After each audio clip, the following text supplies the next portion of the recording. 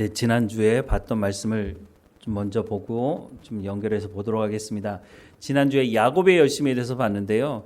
야곱의 열심이 얼마나 대단했느냐면 이것을 뭐 대단하다고 얘기를 할 것이 있는지는 모르겠지만 장자의 명분에 대한 집착이 야곱에게는 대단했죠. 야곱이 하나님의 언약을 이어갈 수 있는 것은 장자의 명분이 있어야 된다고 생각을 했기 때문에 형 에서에게 팥죽 한 그릇을 주고 장자의 명분을 사들이려고 했고, 또 아버지 이삭이 돌아가실 때가 가까운 것 같아서 아버지가 장자에게 축복 기도를 해주려고 할 때에 어머니 리브가가 먼저 알아서 야곱에게 말했고, 야곱도 어쨌든 어머니 리브가의 말한 그 말에 같이 동조한 것 아니겠습니까? 결국은 아버지 이삭을 속여서 장자의 명분을 얻으려고 했던 그 야곱의 열심이 대단했다라고 하는 것을 봤고요. 이런 대단한 야곱의 열심이 있었지만 이것은 하나님의 열심이 아니거든요. 하나님은 언약하신 약속의 말씀을 이루어 가시는 분이시지 이렇게 편법을 쓰시는 분은 아니라는 거죠. 그런데 야곱은 편법을 써서 장자의 명분을 얻으려고 했다는 거죠. 그 결과가 어떠했죠? 형 에서가 야곱을 죽이려고 했다는 거예요. 그것을 알게 된 이삭과 리브가가 야곱을 불러서 너 여기서 결혼 상대자를 구하지 말고 외삼촌 라반 집에 가서 구하라 라고 말하면서 야곱을 고향에서 떠나가게 합니다. 이 일로 인해서 에서는 야곱을 끝까지 찾아가서 죽이려고 하지는 않았습니다. 왜 그랬을까? 그냥 추측해 보건대 에서의 관심은 유산에 있거든요. 장자가 되면 유산을 2배로 받기 때문에 야곱이 떠나갔으니까 이제는 야곱이 가져야 될 그 유산까지 다 내 것이 될 거라고 생각을 한 것으로 보여져요. 그래서 에서는 야곱을 죽이려고 했던 그 마음이 사그라지는 것을 알 수가 있습니다. 그리고 야곱은 외갓집으로 가게 됐다라고 하는 것을 지난주에 보았습니다. 자, 계속해서 야곱의 열심에 대해서 좀 보려고 하는데요. 야곱이 고향을 떠나서 외삼촌 라반 집에 가는데 외삼촌 라반 집에 한 번도 가본 적이 없어요. 처음 가는 길이고 외삼촌 라반이 자기를 환영해 줄 것인지 아니면 문전박대를 할 것인지 모르는 상황이거든요. 얼마나 두려웠을까. 아무도 야곱을 도와줄 수 없는 상황이잖아요. 고향을 떠나서 라반을 향해서 가는 도중에 베델이라고 하는 곳에서 하룻밤을 지내게 되는데 그곳에서 하나님께서 야곱에게 나타나셔서 내가 너와 함께 하겠다고 하는 언약의 말씀을 하세요. 그러면 얼마나 감사해요. 하나님께서 나한테 나타나셔서 내가 정말 외롭고 아무도 나를 도와줄 수 없는 그런 상황인데 하나님께서 나와 함께 하시고 나를 인도하신다고 말씀하시니 너무 감사하지 않겠어요? 그런데 야곱의 열심이 여기에도 등장을 하는데요. 하나님께서 언약을 하시자 야곱이 꿈에서 깨어서 서원을 합니다. 그게 바로 창세기 28장 20절에서 22절 말씀인데요. 같이 읽어볼까요? 야곱이 서원하여 이르되 하나님이 나와 함께 계셔서 내가 가는 이 길에서 나를 지키시고 먹을 떡과 입을 옷을 주시어 내가 평안히 아버지 집으로 돌아오게 하시오면 여호와께서 나의 하나님이 되실 것이요 내가 기둥으로 세운 이 돌이 하나님의 집이 될 것이요 하나님께서 내게 주신 모든 것에서 10분의 1을 내가 반드시 하나님께 드리겠나이다 하였더라 라고 말씀을 하고 있어요. 제가 먼저 뭘 말씀드렸죠? 하나님께서 야곱을 지키시고 인도하실 것이라고 하는 언약, 약속의 말씀을 하셨잖아요. 그런데 그 말을 듣고 나서 야곱의 반응이 어떠했느냐? 야곱이 지금 뭐라고 말하고 있어요? 야곱이 서원을 했다고 말하고 있어요. 하나님 이렇게 해주시면 내가 이렇게 하겠습니다. 지금 이렇게 하는 거예요. 하나님이 나와 함께 계셔서 내가 가는 이 길에서 나를 지키시고 먹을 떡과 입을 옷을 주시어 내가 평안히 아버지 집으로 돌아오게 하시오면 여호와께서 나의 하나님이 되실 것이다. 이게 무슨 말이에요? 하나님 나한테 잘하시면 내가 하나님께 잘할게요. 그러니까 전제가 뭐예요? 하나님이 잘 하시면, 반대로 하면 뭐예요? 하나님 내 생각에 하나님께서 잘 안 하셨다고 생각이 들면 나 하나님을 나의 하나님으로 안 할 거예요? 그 말이잖아요. 우리가 나중에 요 앞에 하나님께서 언약하신 내용을 하나님의 열심이라는 제목으로 제가 뒤에 부분에 가서 말씀을 드릴 건데, 하나님께서 내가 너와 함께 할 거야, 내가 너를 지킬 거야, 이렇게 약속의 말씀을 주시면 여러분은 어떻게 하시겠어요? 하나님 너무 감사합니다. 하나님 나와 함께 하신다고 하니 내가 감사함으로 하나님과 늘 동행하겠습니다. 이렇게 하지 않겠어요? 그런데 야곱이 지금 뭐라고 얘기하고 있는 거예요?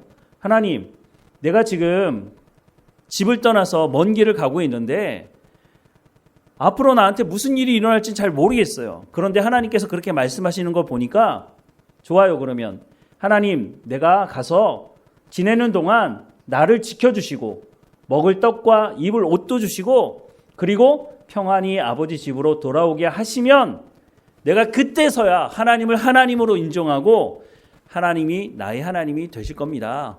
라고 말하는 거예요. 얼마나 황당합니까? 야곱도 정말 대단한 사람 같아요. 이런 거예요. 아브라함도 마찬가지였는데요. 하나님께서 아브라함에게 고향과 친척과 아버지의 집을 떠나 내가 내게 지시할 땅으로 가라고 말씀하시잖아요. 하나님께서 지시한 땅이 아니에요. 지시할 땅이에요. 그러니까 일단 떠나라는 거예요. 일단 떠나고 나면 하나님께서 언젠가는 말씀해 주실 거라는 거예요. 그런데 그때 아브라함이 어떻게 하죠? 하나님의 말씀을 따라갔다고 말씀하고 있어요. 아브라함에게 하나님께서 무엇인가 확실한 무슨 증거를 보여주신 게 없어요. 그 말씀 중에, 언약의 말씀 중에 무슨 말씀이 있어요? 너로 말미암아 큰 민족을 이루게 하시겠다고 말씀하시는데 그때 아브라함에게 아들이 있었나요? 없었어요. 최소한 하나님 그렇게 말씀하시려면 내 아내 사레에게 아들을 주십시오, 이렇게 하나님께 말할 법도 하지 않아요? 그런데 아브라함은 그렇게 하지 않았다는 거예요. 하나님께서 떠나라고 말씀하시니까 네 하나님, 제가 하나님의 말씀을 믿고 떠나겠습니다 하고 떠났다는 거예요. 그리고 가나안 땅에 도착했을 때 하나님 뭐라고 말씀하세요? 이 땅을 내가 너와 내 자손에게 주겠다라고 하는 말씀을 그제서야 하는 거예요. 그런 아브라함과 지금 야곱의 모습을 보니까 너무 대조가 되지 않아요? 아브라함은 아무것도 만져지지 않고 아무것도 보여지지 않는 상태에서 하나님의 약속의 말씀만 믿고 고향과 친척과 아버지의 집을 떠나는데, 지금 야곱은 뭐라고 말하고 있어요? 하나님, 그렇게 해 주시면, 그런 결과를 내가 보고 나면 내가 하나님을 나의 하나님으로 받아들일게요. 그렇게 말하고 있는 거예요. 어떻게 보면 야곱이 아직은 상당히 교만해 보여요. 그런데 거기서 끝나지 않고 또 뭐라고 그러죠? 내가 기둥으로 세운 이 돌이 하나님의 집이 될 것이요, 하나님께서 내게 주신 모든 것에서 10분의 1을 내가 반드시 하나님께 드리겠나이다 하였더라. 하나님 나한테 많은 것 주시면 내가 10분의 1은 떼드릴게요. 이런 것처럼 느껴져요. 야곱의 열심은 여전히 대단합니다. 야곱의 열심이라고 제가 제목을 붙인 이유는요, 여전히 야곱은요, 자기가 열심을 내서 무엇인가 열심히 하면 하나님이 감동받으실 거야. 그러면 하나님께서 나한테 좋은 걸 주실 거야. 이런 생각을 하고 있다는 거죠. 지난주에도 잠깐 살펴봤지만 카톨릭이 가장 큰 실수를 한 것 중에 하나가 뭐냐면 선을 행함으로 구원받을 수 있다는 주장을 한 것이었어요. 그러면서 면죄부를 팔았죠. 이 면죄부를 돈 주고 사면 당신은 구원받을 수 있다. 그래서 동전이 뚝 떨어지는 그 순간 땡그랑 하고 소리 나면 내 영혼이 하나님의 나라로 갈 수 있다 라고 사람들을 속였죠. 그런데 세상의 거의 모든 종교가 선을 행하면 구원을 받는다고 주장해요. 여러분, 불교에 가시면 우리가 등산 가다가 절 이렇게 지나가다 보면 기왓장에 뭐 이렇게 사람들 뭐 써놓은 거 있어요. 저는 처음에 모를 때는 그냥 옆에 있는 거 내가 쓰고 싶은 거 뭐 이렇게 써서 그냥 올려놓으면 되는 줄 알았어요. 나중에 알고 보니까 그거 한 장당 얼마씩 돈을 내야 되더라고요. 그런데 그런 것에 대해서 불교 신자들은요, 전혀 이상하다고 생각하지 않아요. 왜냐하면 불교뿐만 아니라 무속도 마찬가지인데요. 네가 복을 받고 싶으면 더 많은 것을 내놓으라는 거예요. 그래서 무당이 구슬을 할 때 보면은요, 그 굿 비용이 억대 비용도 있어요. 그리고 조그만 종이에다가 뭘 이렇게 써준 부적이라고 하죠. 그런 것들이 몇만 원부터 수천만 원까지 그 한 장 써주는데, 그런데 사람들이 그 돈을 주고 그것을 사는 것에 대해서 전혀 이상하다고 생각하지 않아요. 왜냐? 야, 내가 그 정도 부자가 되려면 이 정도 대가 지불은 해야지, 이런 생각을 한다는 거죠. 그런데 성경에서 말씀하는 구원은 그런 어떤 대가 지불을 함으로 내가 구원받을 수 없다고 말씀하고 있어요. 예수 그리스도가 그래서 이 땅에 오신 것이죠. 내가 어떤 대가 지불을 하고 내가 선을 행함으로 구원받을 수가 없기 때문에 예수님께서 이 땅에 오셨다고 말씀을 하고 있다고 하는 거예요. 지금 야곱은 그 중심에 하나님이 계신 것이 아니라 자기가 있어요. 자기 열심으로 무엇인가 다 할 수 있다는 생각을 하고 있어요. 이미 자기 열심으로 했던 일로 실패를 경험했잖아요. 형이 날 죽이려고 했고 아버지를 속인 것, 그 죄책감도 있지 않았을까요? 그런데 하나님께서 야곱을 도우시겠다고, 내가 너를 지키겠다고 말씀하셨는데, 야곱이 지금 하나님께, 하나님 그러면 나한테 잘하세요. 나한테 잘하시면 내가 그때 나의 하나님으로 내가 하나님을 섬기겠고, 그리고 하나님 이곳에 하나님의 집을 세우겠고, 하나님께서 내게 주신 것 중에 10분의 1을 내가 반드시 하나님께 드리겠습니다 라고 말을 하고 있다는 거예요. 그런데 이 이후로도 보면요, 라반의 집에서 20년을 지내게 되잖아요. 물론 라반이 야곱을 속여서 품삯을 10번이나 속이고 제대로 주지는 않았던 것 같아요. 그런데 성경 어디에도 야곱이 하나님께 10의 1조를 드렸다라는 말씀이 보이지 않아요. 드렸는지 안 드렸는지도 모르겠어요. 이때 고향을 떠날 때 야곱의 나이가 몇 살쯤 되었을까요? 약 70세 정도 되었을 것으로 보여져요. 나중에 야곱이 바로 앞에 섰을 때 나이로부터 이렇게 계산을 해보면 대략 한 70세 전후 정도 되지 않았을까 하는 생각을 합니다. 적지 않은 나이죠. 그런데 고집이 여전히 대단합니다. 자, 드디어 야곱이 외삼촌 라반 집에 가게 되었습니다.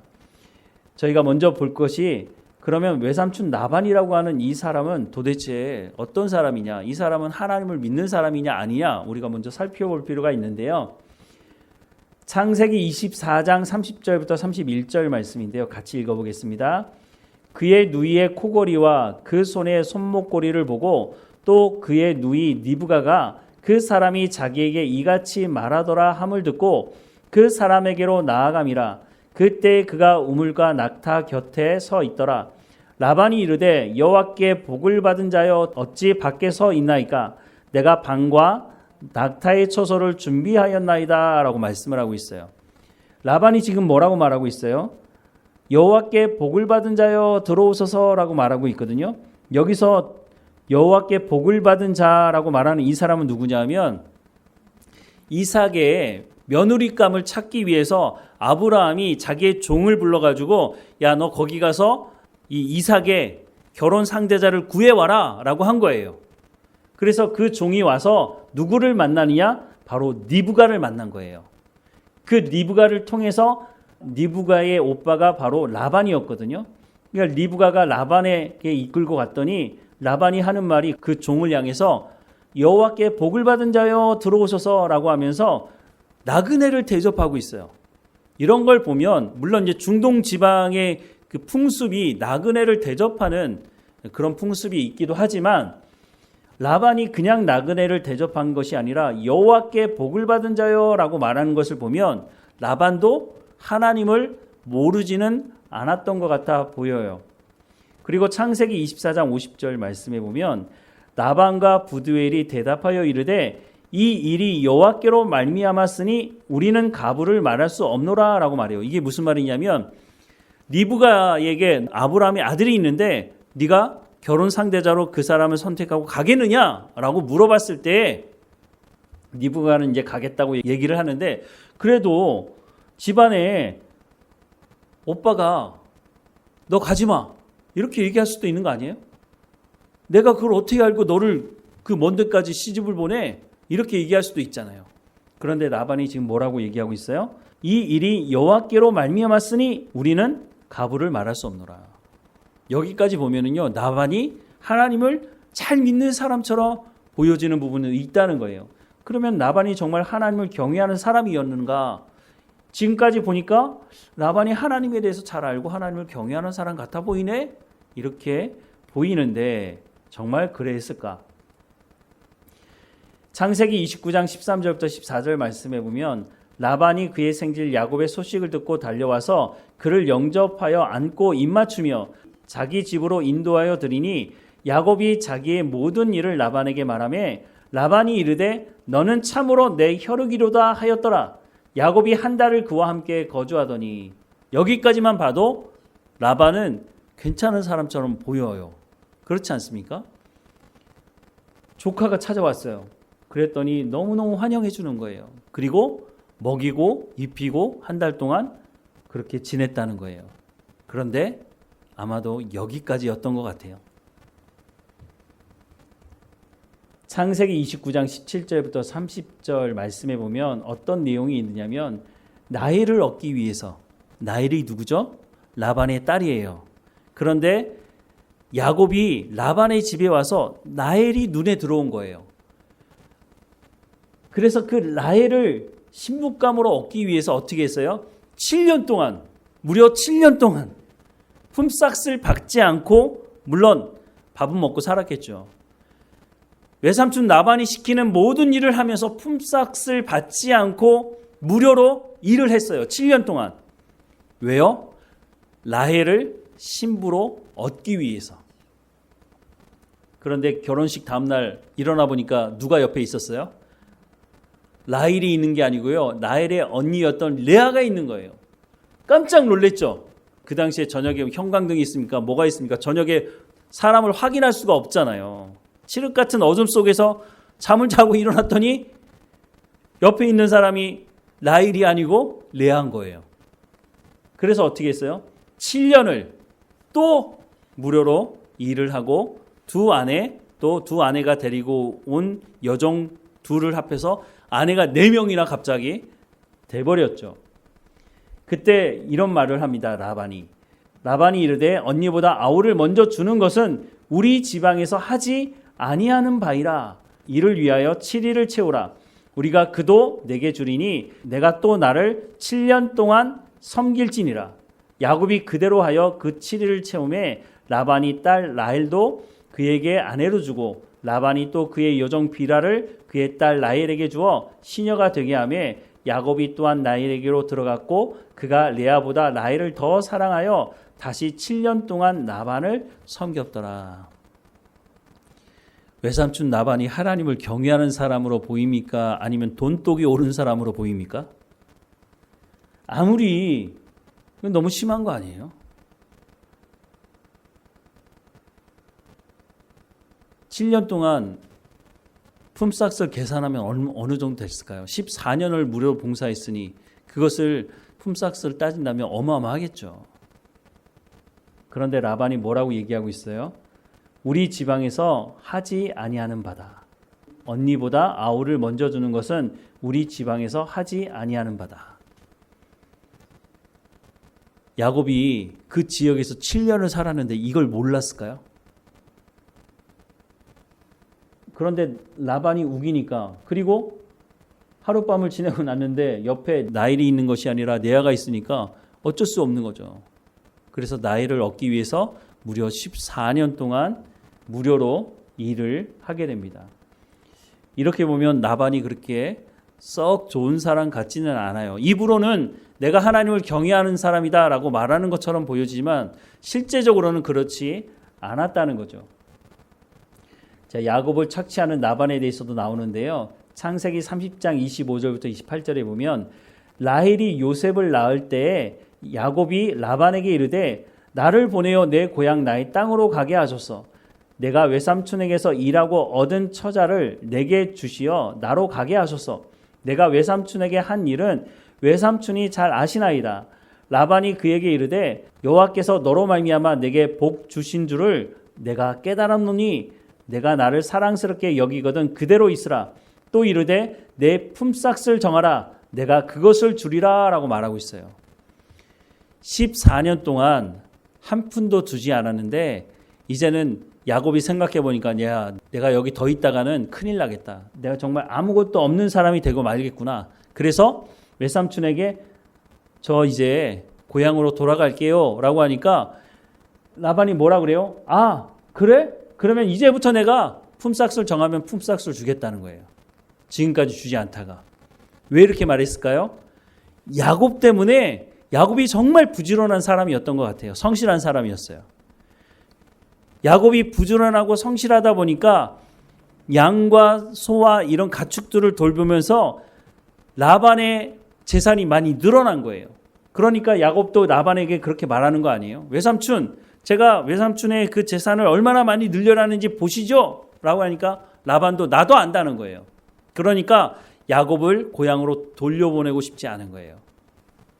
그래서 품삯을 정하라 라고 말했는데 창세기 31장 7절에 보니까 그대들의 아버지가 나를 속여 품삯을 10번이나 변경하였느니라. 그러나 하나님이 그를 막으사 나를 해치지 못하게 하셨다라고 말씀을 하고 있어요. 외삼촌 라반 사기꾼 아닙니까? 아니 어떻게 자기의 친조카에게 이렇게까지 합니까? 라반이 하나님을 경외하는 사람으로 저는 잘 보이지가 않아요. 창세기 31장 1절부터 2절에 보면요. 야곱이 라반의 아들들이 하는 말을 들은즉 야곱이 우리 아버지의 소유를 다 빼앗고 우리 아버지의 소유로 말미암아 이 모든 재물을 모았다 하는지라. 야곱이 라반의 안색을 본즉 자기에게 대하여 전과 같지 아니하더라라고 말씀하고 있어요. 양을 팔 때도요. 하얀색이고 품질이 좋아야 양을 팔 거 아니에요. 그런데 라반이 품삯을 10번이나 속이고 그렇게 하니까 야곱이 라반에게 뭐라고 얘기하냐면 외삼촌 그러면 상품적인 가치가 없는 것은 저한테 주세요. 알록달록하고 이런 것들은 저한테 다 주세요. 이렇게 얘기를 했어요. 그러니까 그렇지 뭐 그건 상품적인 가치가 없으니까 그러면 그런 거 나오면 네가 가져. 이렇게 얘기를 해놓고 라반이 어떻게 하느냐면요. 좋은 것들은 야곱이 가축을 키우는 것 중에 좋은 것들은 싹 빼가지고 라반이 가져가고요. 알록달록하고 막 이런 거 상품적인 가치가 없는 거는 남겨두고 그런데 야곱이 기르는 그 양들과 그런 가축들이요. 더 건강한 양들이 나오기 시작하는 거예요. 그런 걸 보면서 라반의 아들들이 뭐라고 생각을 하느냐면 야 야곱이 우리 아버지 소유 다 빼앗아 간다. 빼앗아 가는 게 아니죠. 분명히 라반에게 얘기를 해서 그 품삯을 정하고 가져온 것인데도 불구하고 아버지의 소유를 다 빼앗아 간다고 말을 하니까 야곱이 왕따 된 거 아니에요? 살기 쉽지 않은 거예요. 창세기 31장 29절에 너를 해할 만한 능력이 내 손에 있으나 너희 아버지의 하나님이 어젯밤에 내게 말씀하시기를 너는 삼가 야곱에게 선악간에 말하지 말라 하셨느니라. 이 말이 무슨 말이죠? 야곱이 도망 나오기 시작했어요. 그런데 그 소식을 들었던 라반이 그 뒤를 쫓아와서 저 야곱 내가 죽여버리고 저 모든 것을 내가 다 빼앗아 오리라 라고 생각을 했거든요. 그런데 야곱을 만나기 바로 하루 전에 하나님께서 라반에게 나타나셔서 뭐라고 말씀하셨냐면 너는 삼가 야곱에게 선악간 말하지 말라. 이게 무슨 말이에요? 야곱에게 잘못이 없다는 것 아니라는 거예요. 하지만 너는 야곱에게 손 한 번 댔다가는 너 가만 안 둔다. 하나님께서 경고하셨기 때문에 라반이 야곱과 경계를 정하고 그냥 돌려보내게 되죠. 그런데 라반이 지금 뭐라고 말하고 있어요? 너희 아버지의 하나님이 너희 아버지의 하나님이라고 말하고 있어요. 앞에 봤을 때는 라반이 하나님을 경외하기도 하고 그런 줄 알았더니 그런 모습이 전혀 없고요. 너희 아버지 하나님이라고 말하는 걸 보면 라반 중심에는 하나님을 온전히 섬기는 마음이 없었던 것 같아요. 라반 안에는 무조건 돈 많이 버는 게 최고의 목적이었던 것으로 보여집니다. 사실은 대부분의 사람들이 그와 같죠. 이렇게 해서 라반과 야곱의 관계는 끊어지고 이 뒤로는 라반이 등장하지 않습니다. 야곱과 외삼촌 라반에 대해서 다시 한번 정리를 하면은요. 야곱이 팥죽으로 에서에게서 장자권을 매입하려고 하지 않았습니까? 그리고 아버지 이삭을 속여서 장자의 축복 기도를 가로채려고 야곱이 했잖아요. 그런데 야곱이 외삼촌 라반 집에 와서 자기가 했던 행동에 배나되는 일을 당하게 돼요. 야곱을 속여서 대릴 사이로 삼는 라반. 누가 누구를 속였어요? 앞에서는 야곱이 형도 속이고 아버지도 속였는데 라반 집에 오니까 야곱이 라반을 속인 게 아니고 라반이 야곱을 속이고 있어요. 그것도요. 라반이 야곱을 속여서 7년 동안 품삯도 주지 않고 일하는 것으로 그치지 않고 2배, 14년 동안 나이를 얻기 위해서 품삯을 받지 않고 일을 했다는 거죠. 자신의 아들들을 동원해서 야곱을 감시하게 하는 라반의 모습도 보여져요. 우리말에 그런 말이 있잖아요. 뛰는 놈 위에 나는 놈이 있다고. 오는 말이 고와야 가는 말이 곱다. 야곱은 아버지도 속이고 형도 속인 것으로 끝난 것이 아니었어요. 자기가 삶을 살아가면서 오히려 자기가 그 나쁜 짓을 했던 그 속인 것을 배나 더 되돌려 받게 되는 일을 외삼촌 라반 집에 가서 당하게 됐다는 거예요. 우리가 삶을 살아가면서 그래서 악을 선으로 갚으라고 하는 말씀을 성경에서 하는 말씀을 들어야 돼요. 악을 악으로 갚으려고 하면요 결국은 나중에 또 다른 악을 만들어내고 그 악을 만들어낸 것 때문에 내가 또 피해를 당하는 일이 일어나게 된다는 거예요. 우리가 하나님의 말씀을 듣고 원수를 사랑하라는 그 말 앞에 하나님 어떻게 저 사람을 사랑할 수 있습니까? 이런 생각을 할 때가 있어요. 그런데 하나님은 뭐라고 말씀하세요? 사랑하라는 거예요. 그리고 원수 갚는 것은 내게 있으니까 너는 그 사람이 받아주던 주지 않던 너는 하나님의 말씀을 듣고 순종하라는 거예요. 그러면 그 나머지는 하나님께서 책임지시겠다는 거예요. 그 사람이 그럼에도 불구하고 회개하고 돌이키지 않으면 하나님께서 그 사람을 심판하시겠다고 말씀을 하고 있는 거죠. 이런 야곱의 행동을 보면서 우리가 어떻게 살아가야 되는지를 다시 한번 살펴보게 됩니다. 나중에 우리가 유다를 볼 때도 잠깐 보겠지만요. 자기가 행한 잘못을 회개하고 돌이키지 않으면요. 나중에 하나님께서 그 대가 지불을 하게 하시는데 2배나 더 대가 지불을 하게 만드시는 부분이 있다고 하는 거예요. 그래서 우리가 하나님 말씀 듣고 깨어 있어야 하고 우리의 마음 가운데 회개해야 될 부분은 회개하고 원수를 갚으려고 할 때 하나님께 그것을 맡겨드리고 내가 해야 될 일들을 행해야 된다라고 말씀을 하고 있어요. 사실은 야곱은요 이렇게 하지 않았어도 됐거든요. 하나님이 언약하신 약속의 말씀이 자기가 태어나기 전부터 있었잖아요. 그러면 그 약속의 말씀이 언제 이루어질지 모르지만 그때까지 사실 기다려야 했다는 거예요. 그런데 기다리지 않고 야곱이 열심을 내서 그 하나님의 약속의 말씀을 자기가 이루려고 했다는 거죠. 그렇게 열심을 낸 결과가 뭐였어요? 형을 속이고 아버지 속이는 거였어요. 그래서 외삼촌 라반의 집에 갔더니 이제는 외삼촌 라반이 자기가 속인 것보다 더 2배나 더 자기를 속이는 경험을 하게 된 것이죠. 우리가 하나님 말씀을 듣고 어떻게 살아가야 되는지를 다시 한번 깊이 고민해 봐야 된다고 생각을 합니다. 오늘은 여기까지 보겠습니다. 기도하겠습니다. 사랑하는 하나님, 우리가 이 시대를 살아갈 때에 야곱과 같이 자기의 열심으로 살아가는 사람이 아니라 하나님 주시는 열심으로 하나님 주시는 성령의 충만함으로 살아가게 하시고 그래서 내 열심으로 열매를 맺는 것이 아니라 성령을 통해서 성령의 열매를 맺어가는 우리의 삶이 될 수 있도록 은혜를 허락해 주옵소서. 하나님 주신 말씀에 순종함으로 우리가 낮은 자리에 가게 하시고 섬기는 자리 가운데 나갈 수 있도록 인도해 주옵소서. 하나님, 우리의 욕심을 따라 살아가지 않게 하시고 우리의 열심을 따라 살아가는 것이 아니라 하나님의 열심을 따라 살아가는 우리의 삶이 될 수 있도록 인도해 주옵소서. 늘 우리와 함께 하시는 하나님께 감사드리고 예수 그리스도의 이름으로 기도드립니다. 아멘.